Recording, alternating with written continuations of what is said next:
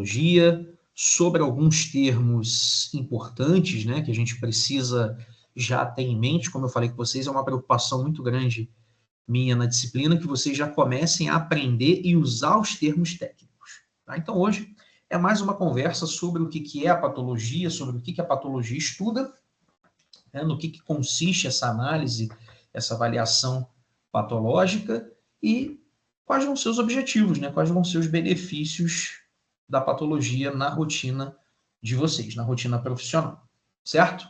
Então, começando aí com aquela clássica pergunta, né, o que é a patologia? Eu vejo muitas pessoas usando o termo de maneira errada, né, ou de maneira equivocada, confundindo significados. Então, é importante a gente entender o que é a patologia para começar a conversar, né, saber falar sobre patologia. Então, patologia, se a gente pegar o termo patologia, vem do grego, né, a fusão de duas palavras, que é patos e logos. Patos significa doença, sofrimento, né? E logos, como a gente falou lá na fisiologia, lembra? Logos é estudo, conhecimento, ciência. Então, patologia seria a fusão dessas duas palavras, patos e logos, né? Então, Daniel, doença... Oi. dá licença. Você está compartilhando a tela? Tô. Para mim não está aparecendo, não. Não? Então, peraí. Nem para mim. Para mim também não.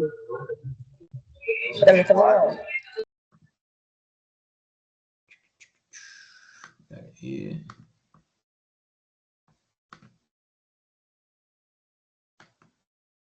Foi?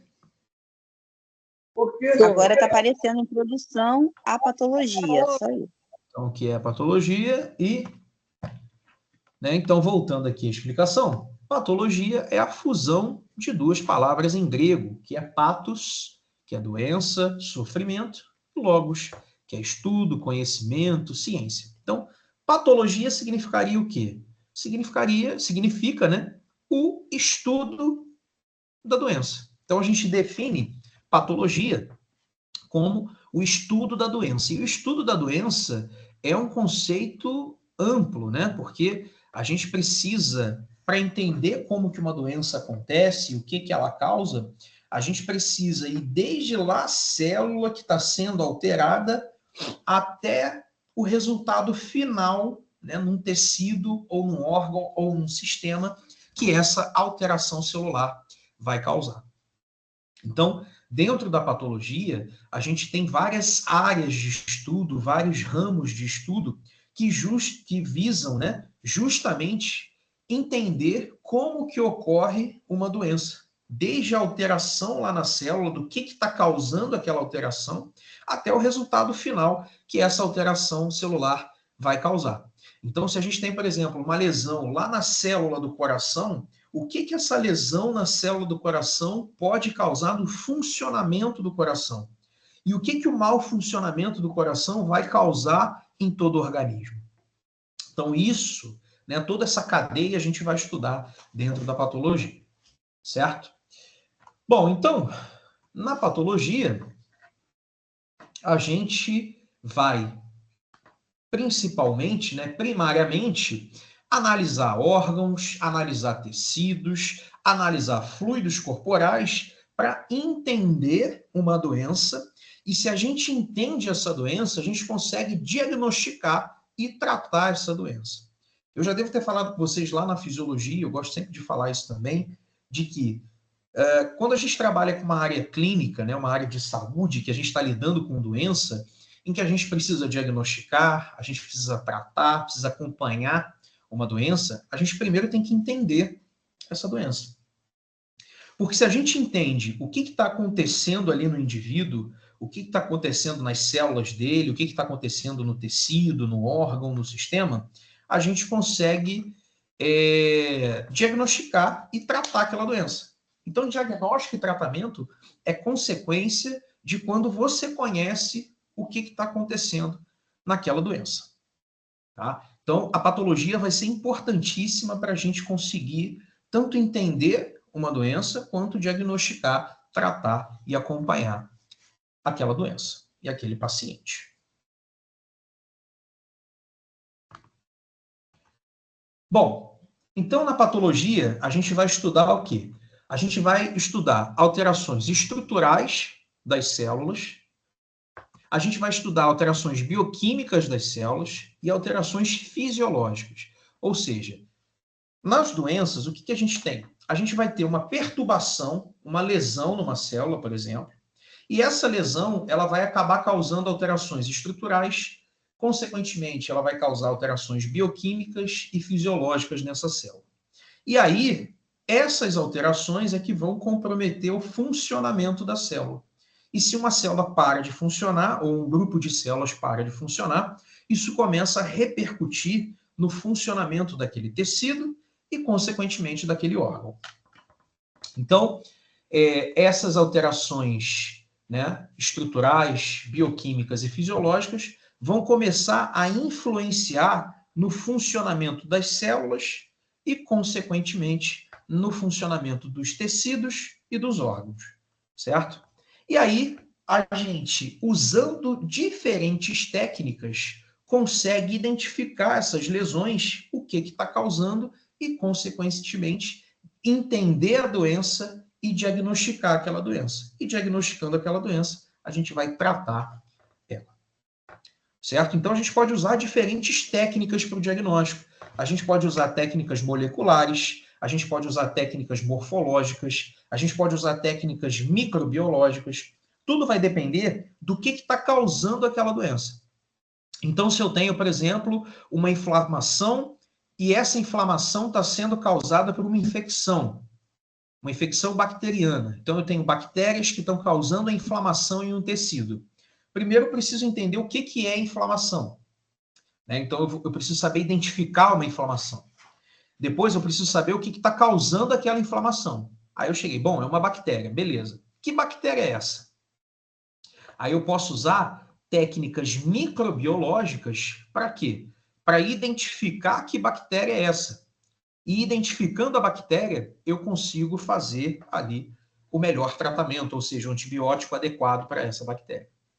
Então, quando a gente fala de bactérias, por exemplo, a gente tem uma gama imensa de bactérias que podem causar infecções e bactérias completamente diferentes uma das outras. Por isso que a gente tem uma série de antibióticos. E esses antibióticos, eles precisam ser usados de maneira adequada, porque senão a gente acaba piorando, causando mais resistência a essas bactérias. Né? Ou seja, a gente acaba gerando o que a gente chama de resistência bacteriana. Então, para você saber que bactéria está causando aquele processo patológico e qual é o melhor tratamento, você pode usar técnicas microbiológicas para chegar a essa conclusão.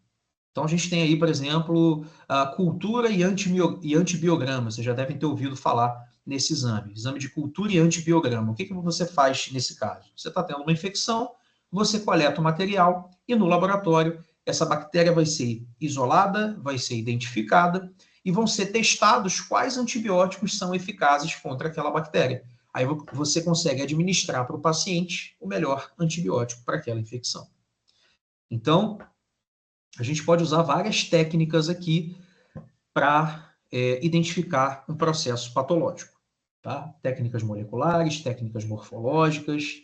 Né? Morfológicas, por exemplo, a gente pode usar as técnicas macroscópicas, as técnicas microscópicas. Então, por exemplo, as hemorragias a gente pode ver de maneira macroscópica ou microscópica, né? Processos inflamatórios. Muitas vezes a gente precisa do processo microscópico para diferenciar o processo macroscópico. Eu até trouxe um exemplo para vocês hoje na aula, que é, por exemplo, aumento de próstata. Aumento de próstata você pode ter por várias causas. E aí, como é que a gente vai fechar o diagnóstico? Ou seja, a gente vai descobrir o que é? Fazendo a análise citopatológica ou histopatológica. Citológica ou histopatológica. Então, a gente vai coletar material da próstata e ver o que está acontecendo naquele tecido. Então, a gente vai usar técnicas morfológicas. Né? Então, a gente consegue aí, usando diferentes técnicas, chegar ao diagnóstico. Por isso que a patologia ela pode ser dividida em algumas áreas também. Você tem a patologia clínica, você tem a patologia microbiológica, você tem vários segmentos da patologia para conseguir fazer essas técnicas de análise diferentes. Né?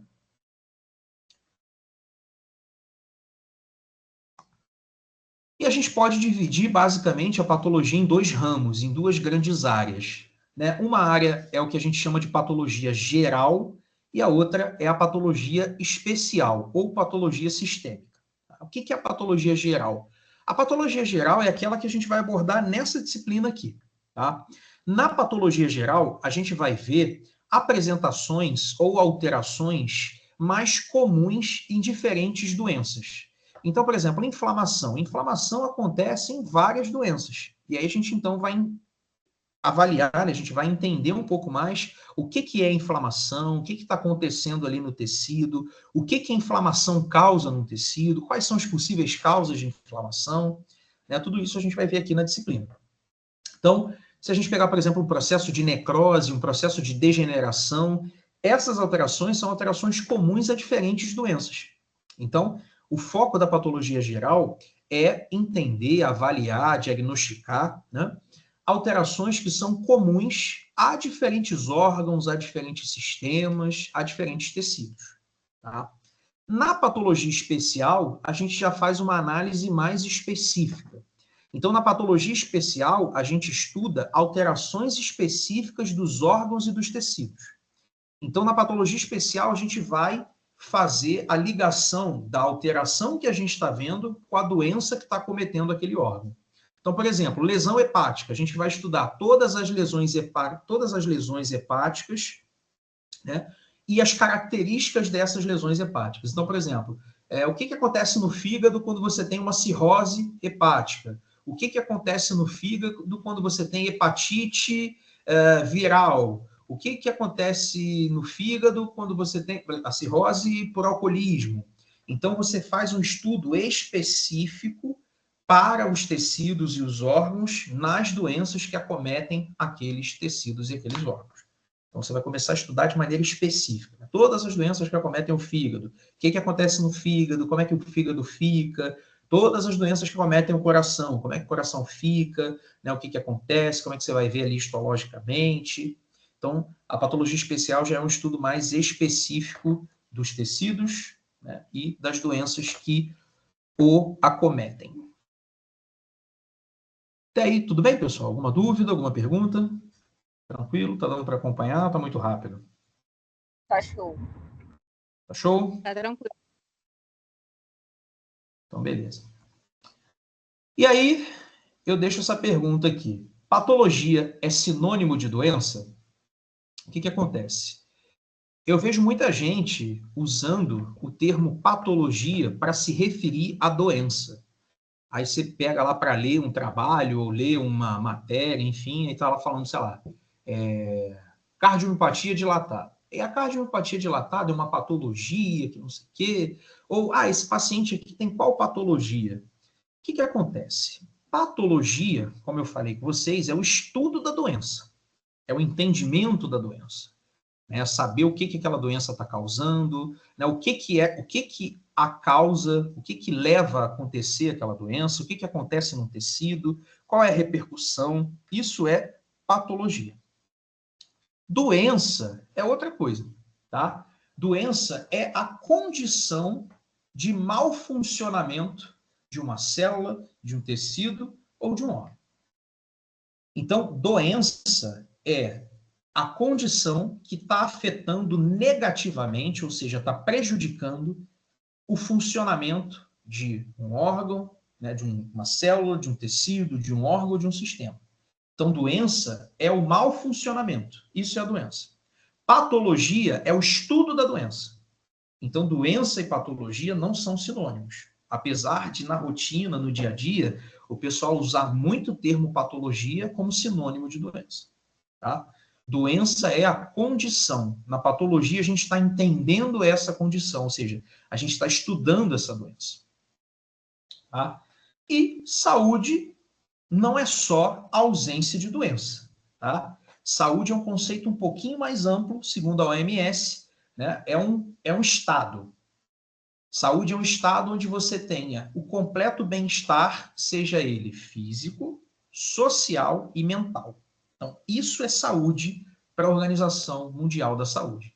É um estado completo, né, que você tenha bem-estar físico, emocional e social, físico, mental e social.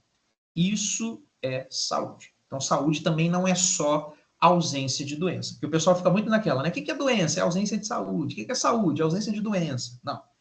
Doença é uma condição onde você vai ter uma perturbação, uma alteração do funcionamento correto de uma célula, de um tecido ou de um órgão. Isso é doença. Que a gente conversa, que a gente já conversou em fisiologia também, né? Você já viu em outras disciplinas, que é onde você vai ter a perturbação da homeostase, ou seja, do funcionamento e equilíbrio do organismo. Isso é doença. Tá? Patologia, estudo e entendimento sobre a doença. Saúde, condição, um estado em que o indivíduo tem o seu bem-estar físico, mental e social adequado. Então, isso é saúde. E também cuidado para não confundir com outros termos. Por exemplo, patógeno. O que é patógeno?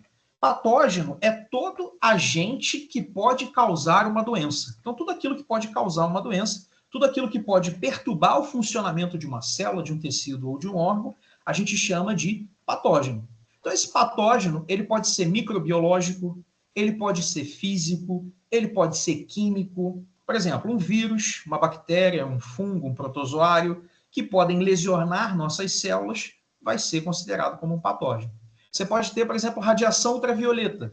Radiação ultravioleta, que é um agente físico, pode causar lesão das células e, consequentemente, causar doenças. Exemplo, radiação UV e câncer de pele. Pode causar doença. Né? Radiação UV e queimadura de pele, por exemplo. Vai para a praia sem protetor solar, fica lá no sol o dia inteiro. Vai ficar com a pele toda queimada, vai lesionar a pele. Né?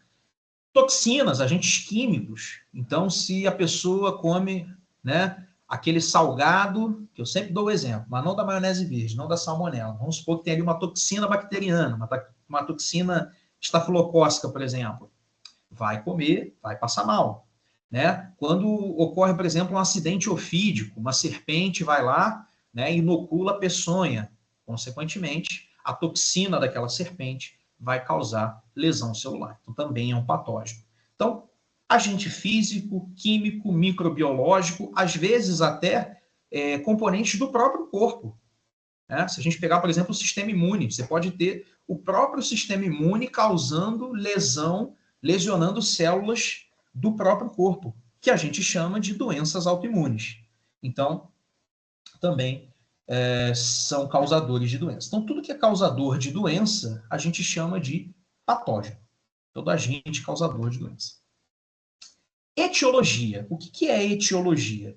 Etiologia é você, em uma doença, conhecer a causa daquela doença. Ou seja, você conseguir determinar o que está causando aquela doença. Então, isso a gente chama de etiologia. Se a gente pegar, por exemplo, a dengue. O que causa a dengue? O vírus da dengue. Então, o agente etiológico, né, ou a etiologia, é uma doença viral. É um vírus, é o vírus da dengue. Então, isso é etiologia. É você conseguir conhecer e determinar qual é a causa daquela doença. Muitas vezes, a gente não consegue determinar a etiologia de uma doença. A gente sabe que ela existe, a gente conhece a doença, mas a gente não consegue determinar o que está causando aquela doença. Tá? E patogenia ou patogênese é o efeito celular que o patógeno causa para, consequentemente, causar a doença. Então, vai pelo nome, vai pelo termo. Patogênese. Patos, doença. Gênese, formação. Né? Então, a patogênese é como aquela doença se forma, ou como que ela acontece, ou seja, o que está causando, o que está acontecendo na célula para, consequentemente, aquela célula parar de funcionar e, por fim, uma doença acontecer. Então, é o efeito celular, seja ele fisiológico, bioquímico, estrutural, que está ocorrendo ali naquela célula para que uma doença, então, aconteça. O que o patógeno está fazendo naquela célula para que uma doença aconteça. Então, trouxe esse exemplo para vocês também, por exemplo. Qual é a patogênese da diabetes mellitus do tipo 1? Né? A morte das células beta-pancreáticas. Então, a gente sabe o que está acontecendo qual é o efeito naquelas células ali, e o mau funcionamento vai causar, então, mau funcionamento daquelas células por conta da lesão que ela está sofrendo, vai causar uma doença. Então, isso é o que a gente chama de patogenia ou patogênese. E aí, pessoal, aí está o macete para vocês saberem doenças. Para vocês saberem identificar, para vocês saberem tratar, diagnosticar, é vocês entenderem essa doença, né? E entenderem o que está acontecendo naquele tecido ali. Esse é o macete para vocês saberem sobre doenças. Tá? Então, etiologia, como eu falei com vocês, é quando a gente conhece a causa, a origem daquela doença, ou seja, o que está causando aquela doença ali. E aí, a etiologia a gente pode dividir em duas, tá? A gente pode ter aquelas doenças em que o agente etiológico ele é adquirido. Então, o indivíduo não nasce com aquele agente, ele adquire no decorrer da vida, seja desde a vida uterina até a vida adulta. Mas ele adquire aquele agente. Então, podem ser agentes infecciosos, podem ter causas nutricionais, causas químicas, causas físicas, né? Então, se você, por exemplo, para de comer vitamina, né, para de se alimentar, você vai ter uma série de alterações por conta da baixa de vitamina no seu organismo. Né? Se você começa a reduzir a ingestão de proteína, você vai ter uma série de consequências de doenças pela baixa ingesta de proteína. Então, você pode ter uma causa nutricional, ou seja, uma causa adquirida. Tá? Mesma coisa, agente infeccioso. Você pode ser infectado por uma bactéria, essa bactéria causar uma doença. Tá? Químicos e físicos, como a gente já deu exemplo. Então, você pode ter os agentes etiológicos que são adquiridos. Como você pode ter também, né, doenças em que o indivíduo já vem a nascer com aquela doença, que são as causas genéticas. Então, das causas genéticas, a gente pode ter dois tipos, tá? Que são as mutações genéticas, ou seja, os genes do indivíduo, na hora que estão sendo ali formados ou replicados, enfim, eles sofrem algum erro, e aí esse erro, que a gente chama de mutação, vai acabar causando alteração em um tecido e, consequentemente, uma doença. Ou você pode ter os fatores que são hereditários, que são aqueles genes que causam doenças e que o indivíduo herda dos pais, né, dos antepassados. Então, você pode ter doenças em que elas acontecem, né, na formação das células, ou porque na hora da formação você teve uma mutação genética, ou porque o indivíduo tem o gene que faz com que a célula dele seja formada de maneira errada. Então, a gente tem as causas tanto de mutações genéticas quanto de fatores hereditários. Então, você pode ter aí, basicamente, né, duas classes de doenças, que são as doenças adquiridas e as doenças genéticas. Tá? Lembrando que, perdão, falei doenças, não, as causas, né? Causas adquiridas e causas genéticas. Lembrando que a doença, como um todo, geralmente ela é multifatorial. Ou seja, geralmente, causando uma doença, a gente tem diferentes fatores. A gente pode ter fatores adquiridos e fatores genéticos ao mesmo tempo, causando uma doença. Exemplo disso, câncer de pulmão. A gente tem indivíduos, né, existem pessoas que já são propensas ao câncer de pulmão. Mas se essas pessoas levam uma vida saudável, fazem exercício, não fumam, a probabilidade delas desenvolverem câncer de pulmão é muito baixa. Diferente daquele indivíduo que já tem a propensão em desenvolver câncer de pulmão e fuma. Aí o indivíduo fuma a vida inteira, ou seja, ele já tem um fator genético, né, que facilita a ocorrência do câncer de pulmão. Aí o indivíduo fuma, consequentemente, facilita a ocorrência. Tanto que você tem pessoas que fumam a vida inteira e não tem câncer de pulmão, como você tem aquelas pessoas que fumaram, sei lá, pouco tempo, mas que desenvolveram câncer de pulmão. Então, muitas vezes o indivíduo já tem a predisposição genética e o comportamento dele ou fatores ambientais facilitam a ocorrência daquela doença. Certo?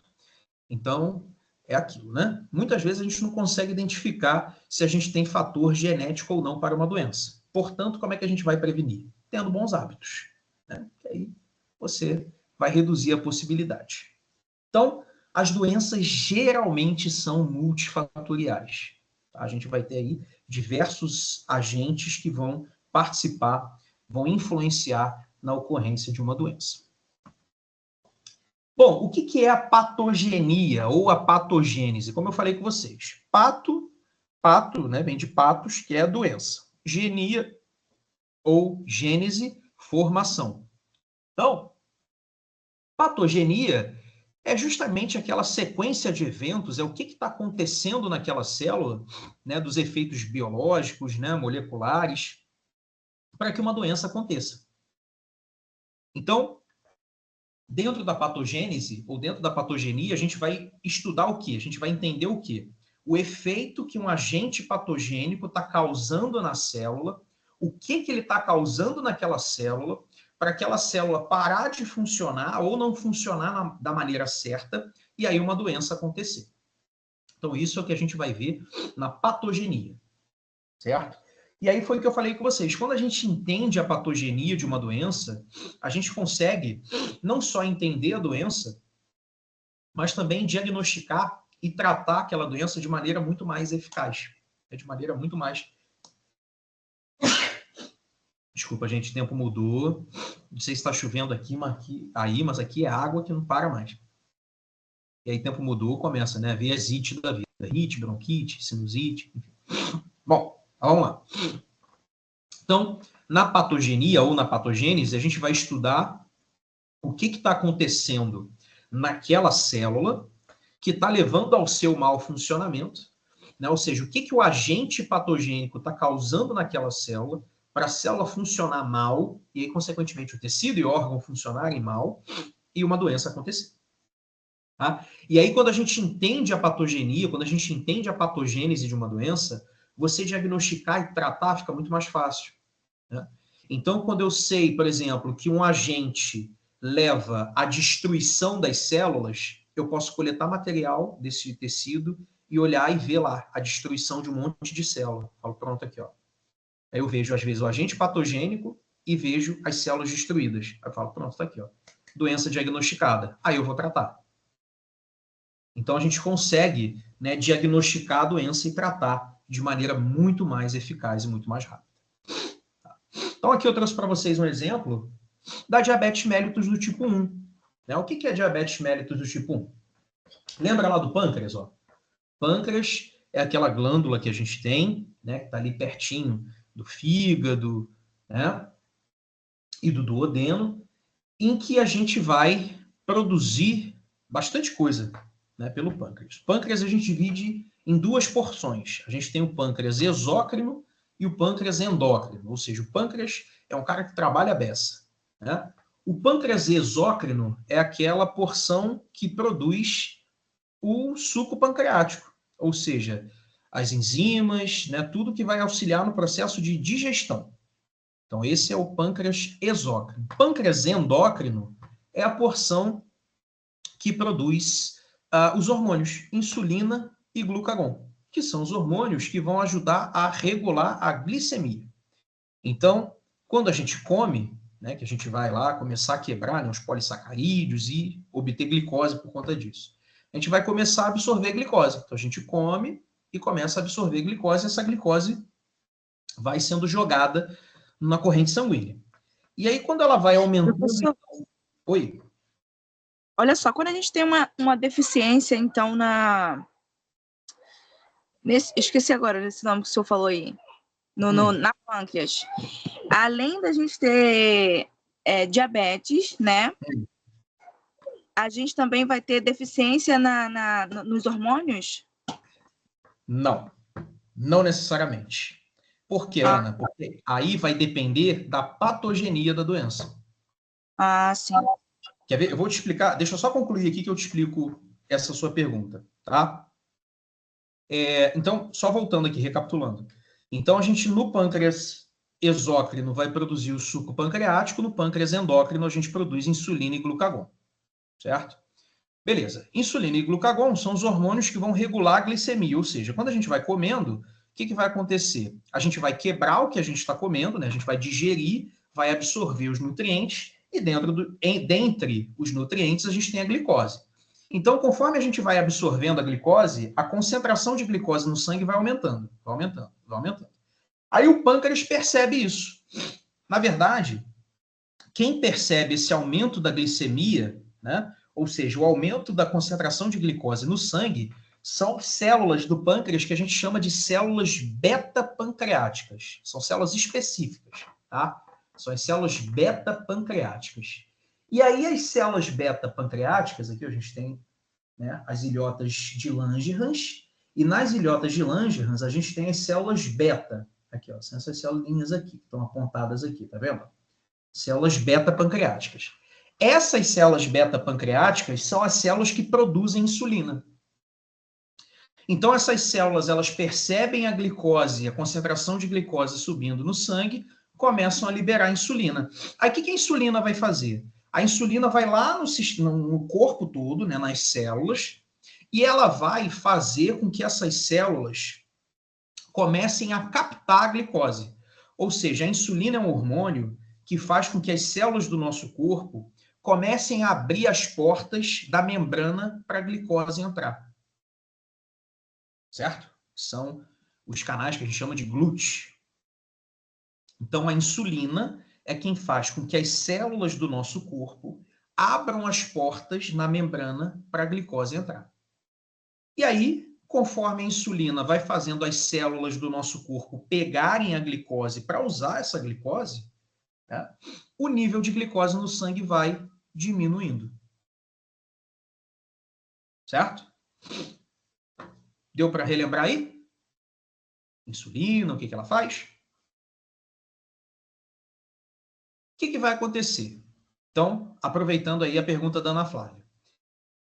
No caso da diabetes mellitus do tipo 1, Ana, o que acontece? A diabetes mellitus do tipo 1 é uma doença autoimune. O sistema imune, ele ataca o pâncreas. Mas ele ataca o pâncreas todo? Não. Ele ataca só as células beta-pancreáticas. Então, todas as outras funções do pâncreas são mantidas.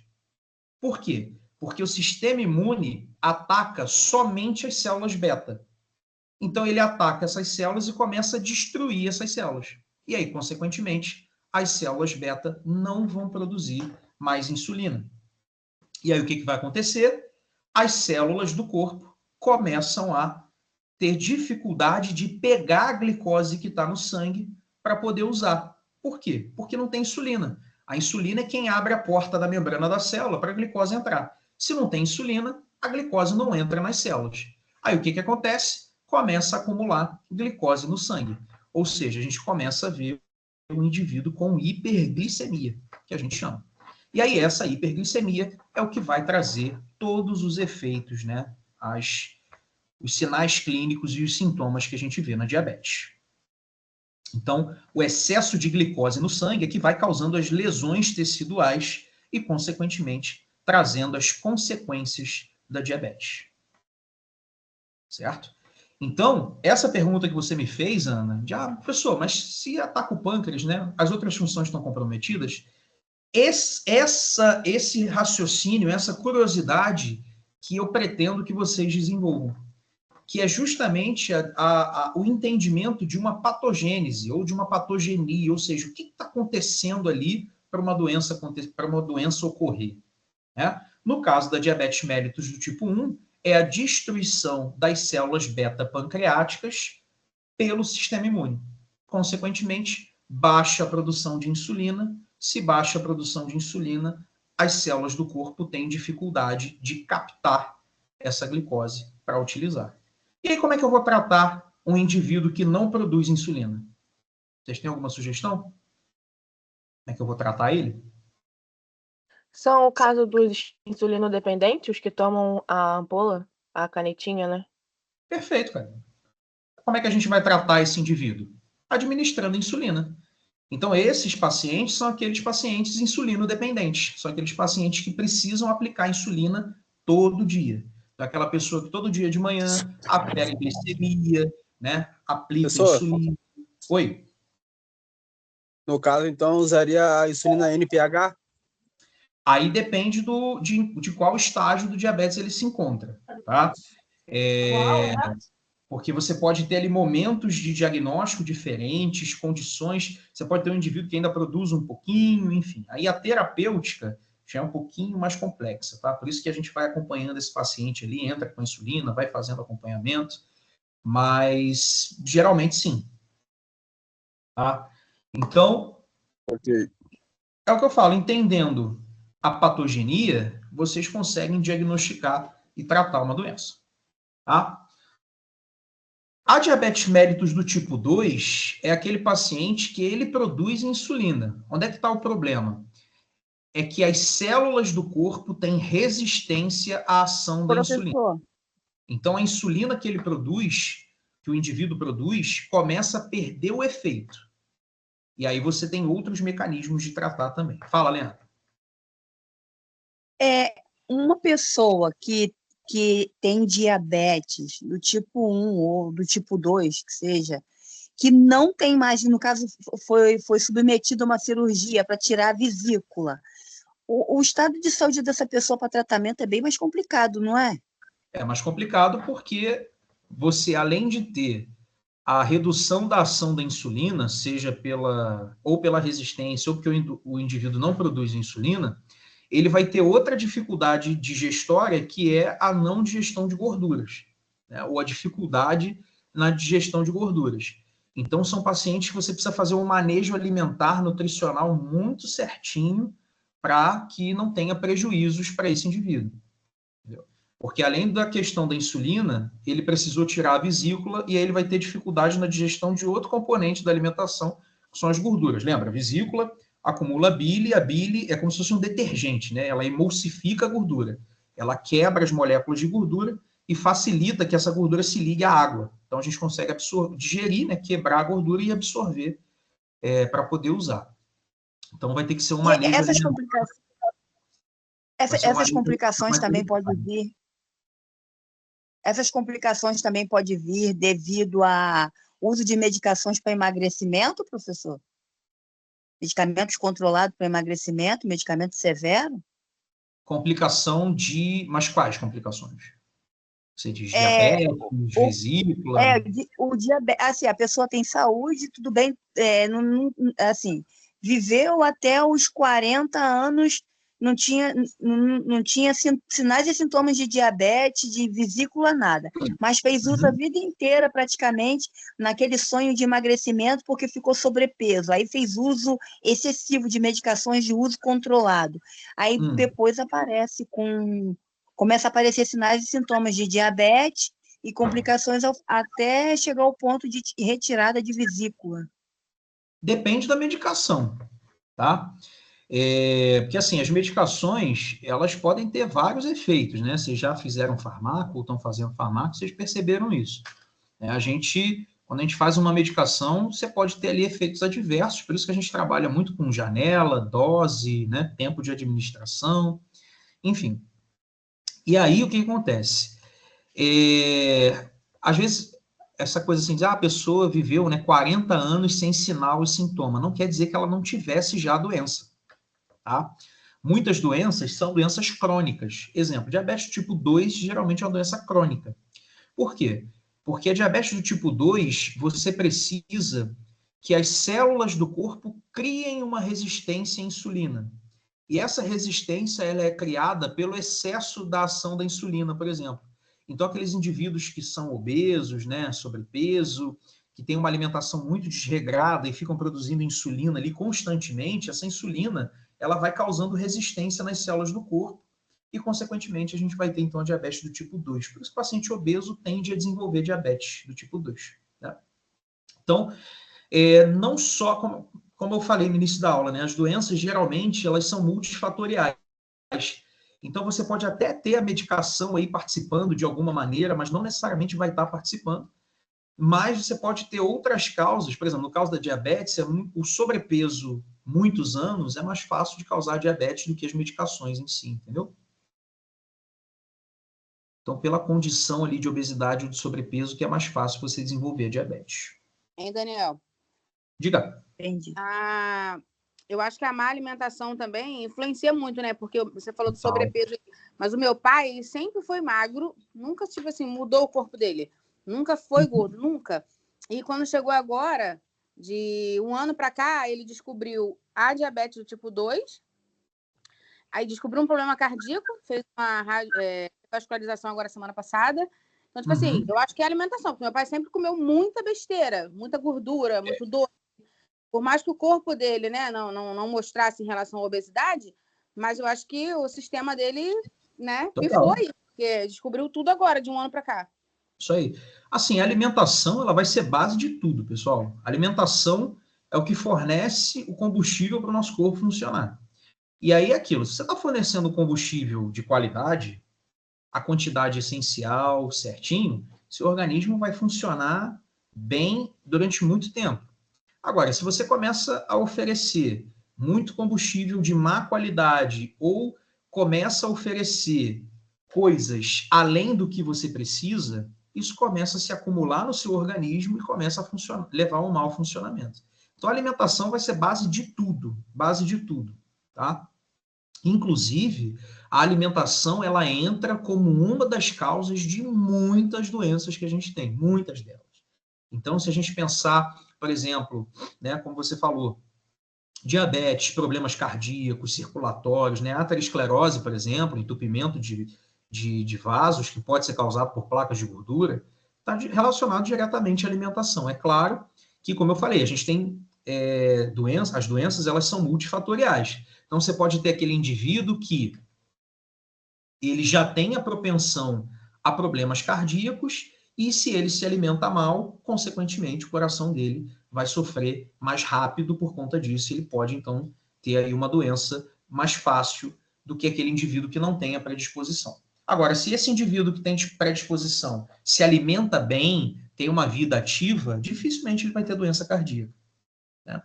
Então, ele pode até ter uma doença, mas de maneira muito mais branda do que se ele tivesse uma vida desregrada, né? Então, a alimentação vai ser base aí, vai estar relacionada diretamente muito com tanto a ocorrência de doenças quanto com o tratamento de doenças também. Tá? Então, a gente vê aí muitas bases terapêuticas baseadas na alimentação. Bom, vamos lá. Aqui, pessoal, trouxe um vídeo para vocês falando um pouquinho sobre a patogenia do câncer.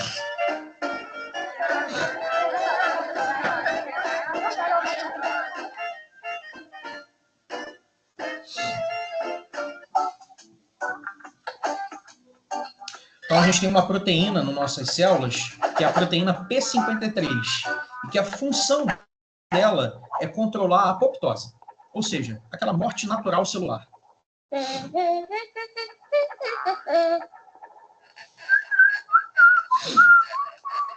Então, quando uma célula precisa ser induzida à apoptose, essa proteína P53 ela é formada, ela é produzida, e aí, consequentemente, ela interage com o núcleo da célula, induzindo a apoptose.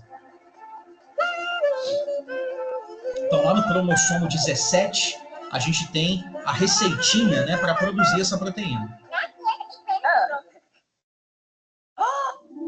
Então, a proteína P53 induz a célula à apoptose. Numa célula cancerígena, o que acontece? O que a gente pode perceber?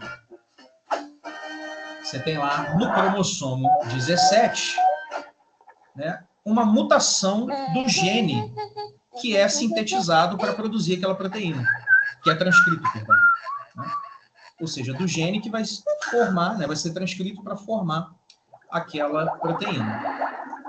Então, uma mutação no gene da proteína P53. Aí o ribossomo traduz e forma a proteína errada. Aí essa proteína não consegue induzir a célula à apoptose. E a célula não morre.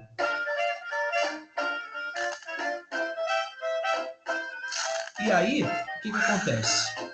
Começa a perder o controle do crescimento e multiplicação celular. O que acontece? Essa proteína P53, ela é uma proteína que ela vai ser muito útil no processo do desenvolvimento celular. Como assim? Toda célula, ela já nasce com essa proteína, com a capacidade de expressar essa proteína P53.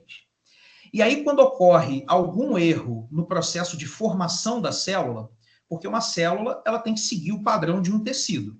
Então, vamos pegar, por exemplo, uma célula do fígado, um hepatócito.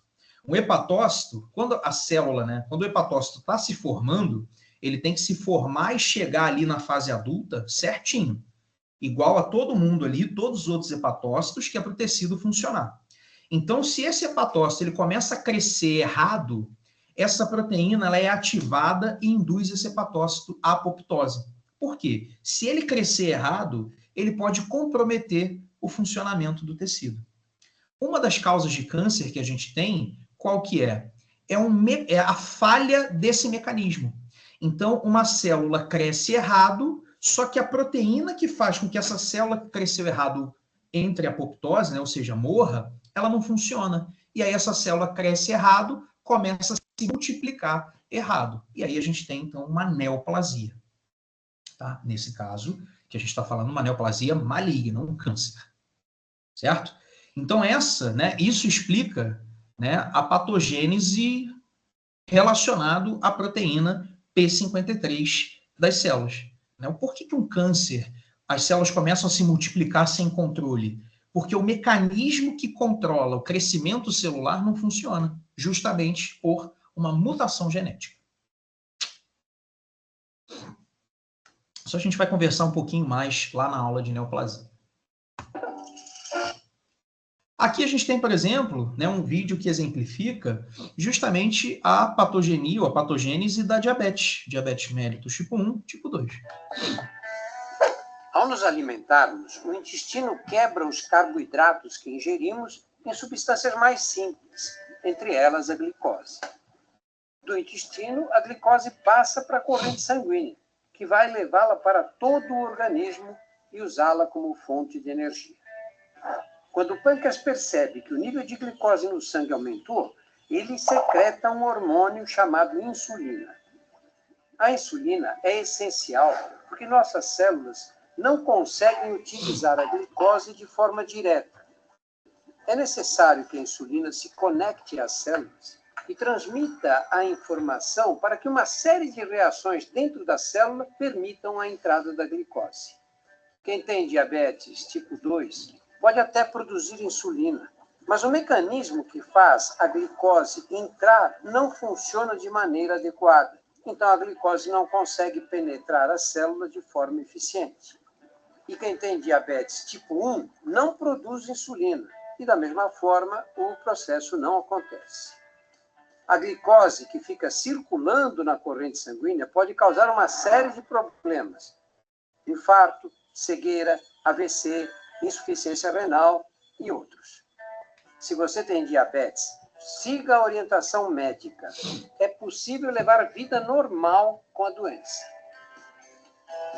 Então, um vídeo explicando, né, essa patogênese, né, o que está acontecendo ali para que a diabetes aconteça e o que isso vai ocasionar. Então, basicamente, o que a gente vai ter, pessoal? Um patógeno, um agente patogênico, né, ou seja, um agente causador de doença. E esse agente, ele vai levar a efeitos em células, tecidos e órgãos. Então, o patógeno, ele vai interagir com as células e vai acabar causando ali alguma lesão ou perturbação no funcionamento, né? Estrutural, fisiológico, bioquímico, que vai atrapalhar o funcionamento dessas células.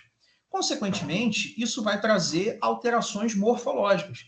Então, se você tem, por exemplo, células que estão crescendo demais ou células que estão crescendo de menos, células que estão crescendo alteradas e não conseguem desempenhar o seu papel, tudo isso vai trazer alterações morfológicas para essas células, para esses tecidos e para esses órgãos. E aí, consequentemente, essas alterações morfológicas que vão levar, então, essa dificuldade de funcionar e, consequentemente, a dificuldade de funcionar é o que vai causar os sinais clínicos e os sintomas que a gente vê em uma doença.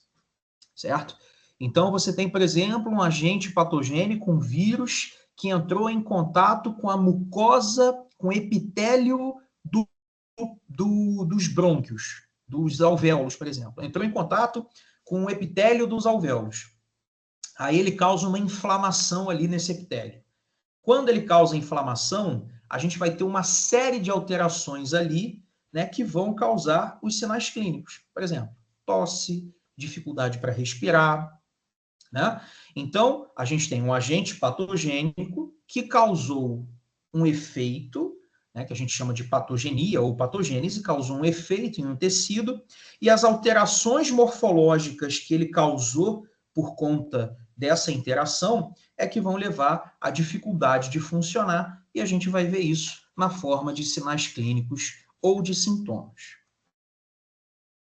Então, um exemplo, né, de alterações morfológicas levando a sinais clínicos ou sintomas, né, eu trouxe aqui para vocês, é o aumento de próstata. Então, o aumento da próstata, ela pode causar o quê? Dificuldade para urinar. Lembra da próstata? A gente tem a bexiga nos homens, tá? A gente homens, mulheres não tem. Então, o homem tem lá a bexiga, e aí, saindo da bexiga, você vai ter a uretra, certo? A uretra vai até lá o finalzinho, levando a urina para fora do corpo. Então, a uretra, ela sai ali da bexiga, e logo na saidinha da uretra ali, você tem a bexiga, na saída da uretra, ao redor da uretra, você tem a próstata. Então, a próstata é uma glândula que abraça a uretra logo no inicinho dela ali, na saída da bexiga. E aí, o que acontece? A gente tem algumas doenças que podem levar ao aumento da próstata. E esse aumento da próstata, pensa, a próstata está abraçando a uretra. Se a próstata aumenta de tamanho, se ela começa a aumentar de tamanho, ela começa a comprimir a uretra. E isso vai causar as alterações ou as dificuldades na micção. Então, o paciente ele começa a ter alterações para urinar, começa a ter disúria, né? Começa a ter incontinência, ou seja, começa a ter uma série de alterações para urinar, né? Retenção urinária. Só que o que acontece? Aumento de próstata pode ser causada por diferentes agentes. E aí a gente precisa identificar o que está causando aquele aumento para, consequentemente, tratar, né, diagnosticar a doença e tratar de maneira mais adequada. Então, quando a gente conhece as alterações morfológicas que o agente está causando naquelas células, nos tecidos e no órgão, consequentemente, a gente consegue diagnosticar a doença e tratar de maneira adequada. Quer ver um exemplo? Aumento de próstata. Vamos supor que o paciente foi diagnosticado com aumento de próstata. Ele vai ser submetido a uma série de exames para ver o que está acontecendo naquela próstata. Aí um deles, né, pode ser o exame histopatológico. Então vai lá, faz uma biópsia da próstata, coleta material e faz uma análise. É claro que a gente tem outras maneiras também de diferenciar as doenças, tá, pessoal? Mas aqui mostrando para vocês um método de avaliação que é a histopatologia. Ou seja, aqui a gente está estudando a célula. O que está acontecendo nas células da próstata para levar ao aumento da próstata como um todo. Então, aqui, ó, a gente vê dois quadros completamente diferentes, completamente distintos. Nessa primeira imagem aqui, o que a gente vê é um aumento do tamanho das células, que a gente chama de hiperplasia. Nesse quadro aqui de baixo, a gente está vendo o aumento do número das células. E essas células estão completamente alteradas, completamente estranhas ali no tecido da próstata. Então, nesse caso aqui de cima, que a gente tem um aumento dessas células, são as células que estão ficando muito grandes, consequentemente a próstata aumenta o seu tamanho. Isso aqui a gente chama de hiperplasia. Geralmente é um quadro benigno. Então, é uma doença que a gente chama de hiperplasia prostática benigna. Perdão, que eu falei aumento de tamanho, mas é porque na hiperplasia prostática a gente tem aumento de tamanho, aumento de número de célula também. Tá, pessoal? Desculpa. Eu vou falar isso com vocês quando a gente falar de adaptações celulares.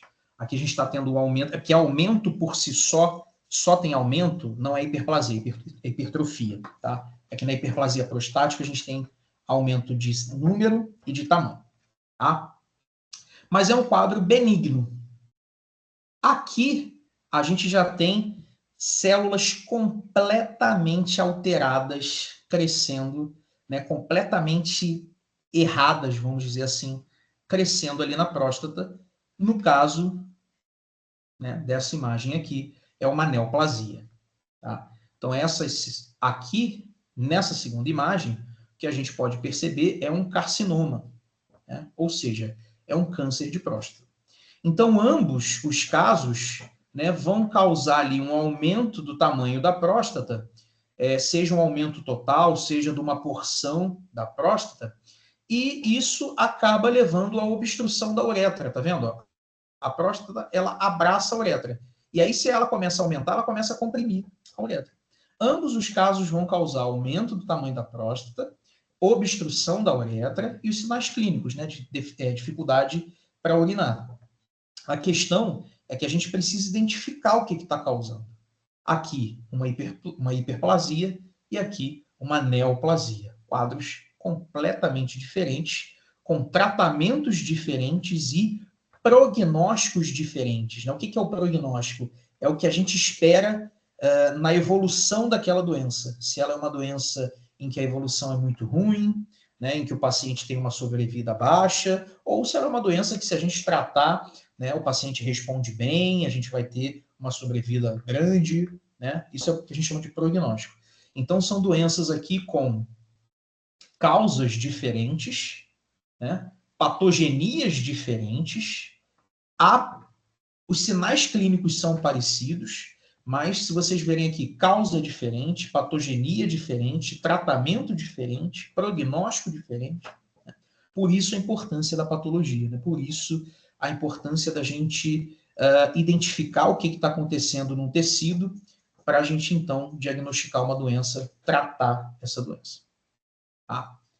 Então, aqui, 2 quadros completamente diferentes, mas que levam a sinais clínicos parecidos. Né? Isso aqui é um vídeo falando um pouquinho, né, dessas doenças da próstata. Você já ouviu falar de homens com dificuldade para urinar porque a próstata está aumentada? Você sabe os perigos e os sintomas desse problema? Então preste atenção nesse vídeo porque é disso que vamos falar. Crescimento benigno da próstata ou hiperplasia prostática benigna. A primeira informação que você deve saber é quais são os sintomas do crescimento benigno da próstata, o HPB. Antes de falar do problema, eu tenho que explicar um pouquinho da anatomia da próstata. A próstata é uma glândula que fica embaixo da bexiga, envolvendo o canal da urina, que é a uretra, como se fosse um anel. Com o passar dos anos, a próstata tende a aumentar de tamanho. Então, com o envelhecimento, ela aumenta de tamanho.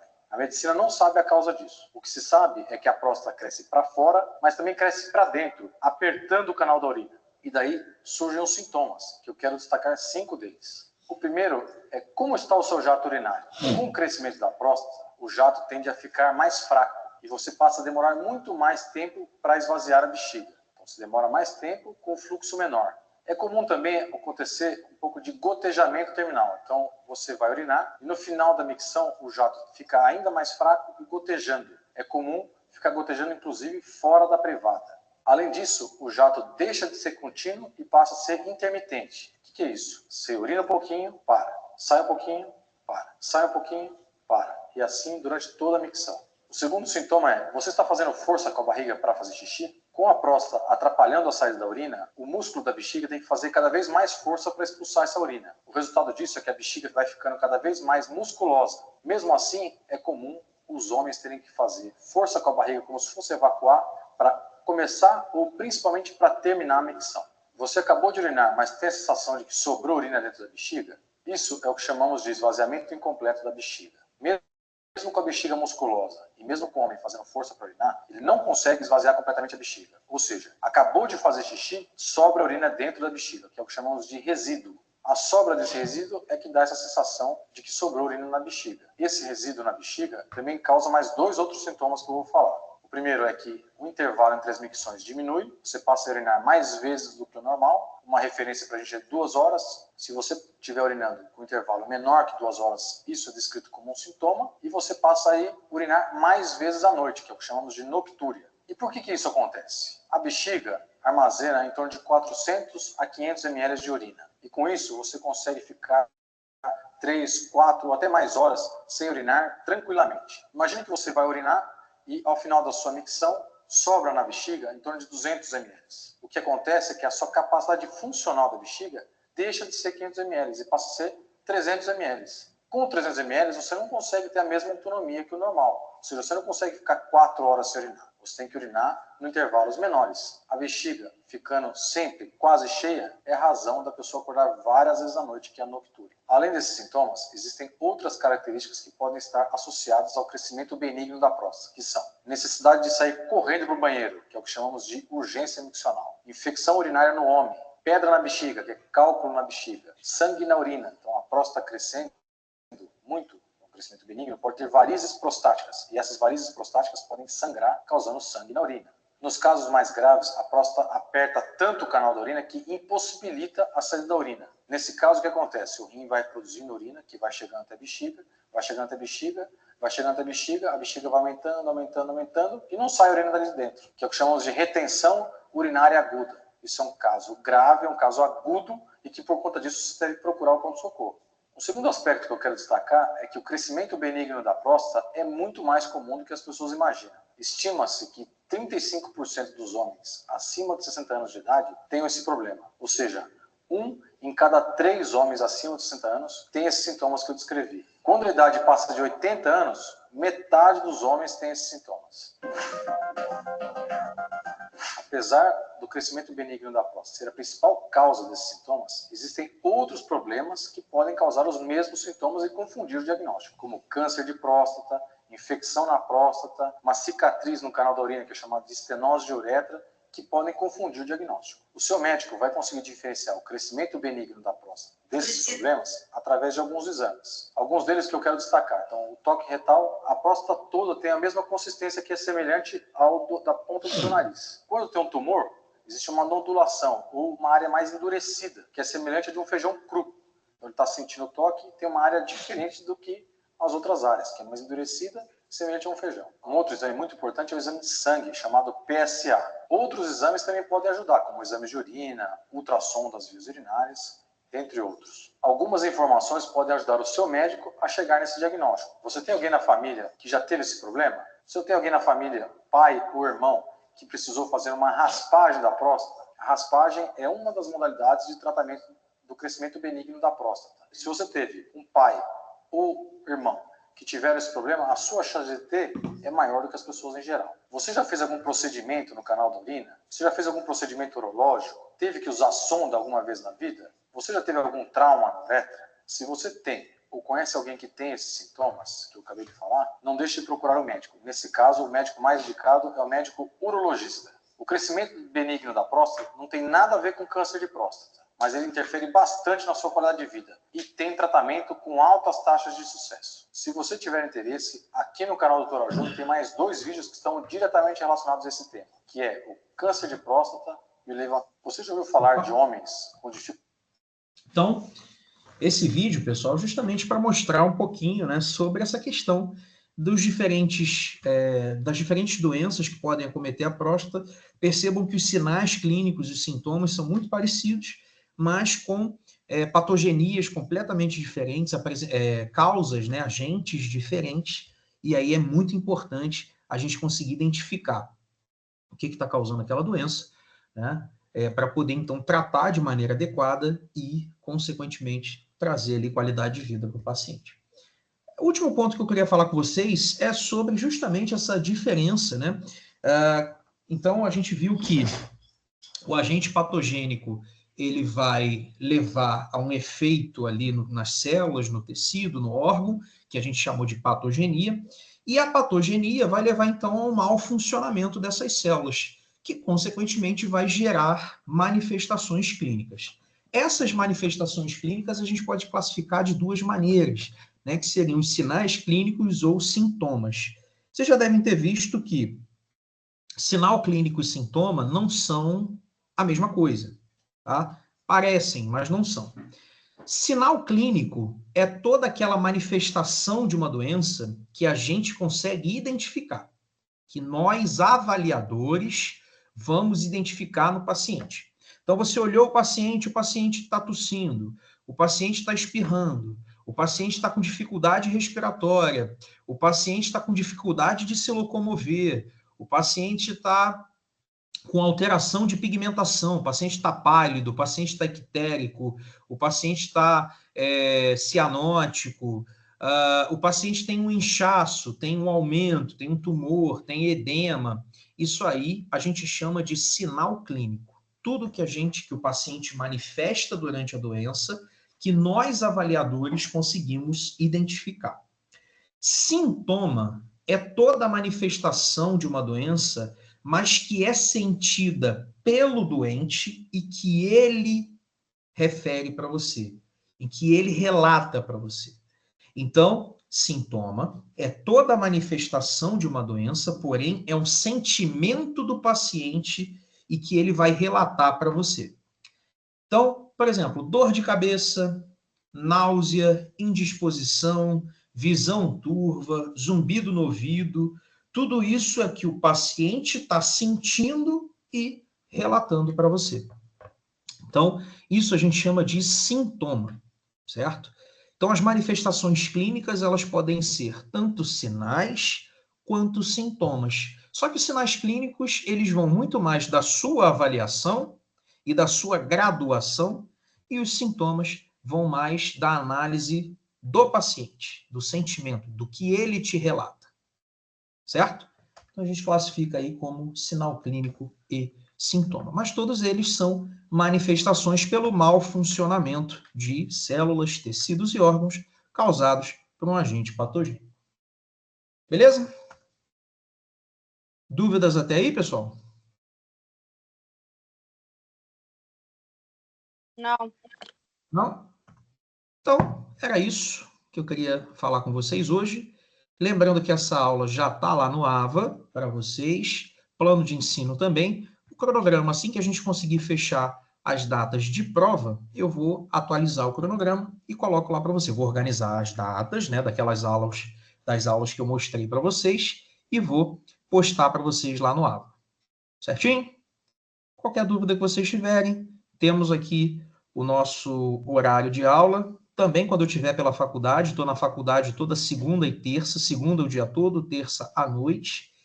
E também os meios digitais aí, lembrando que pedi a vocês, né, que a gente usasse o AVA para se comunicar.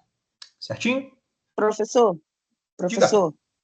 teve alguns alunos que tiveram dificuldade porque eles moram em lugares mais afastados do centro, com essa chuva, não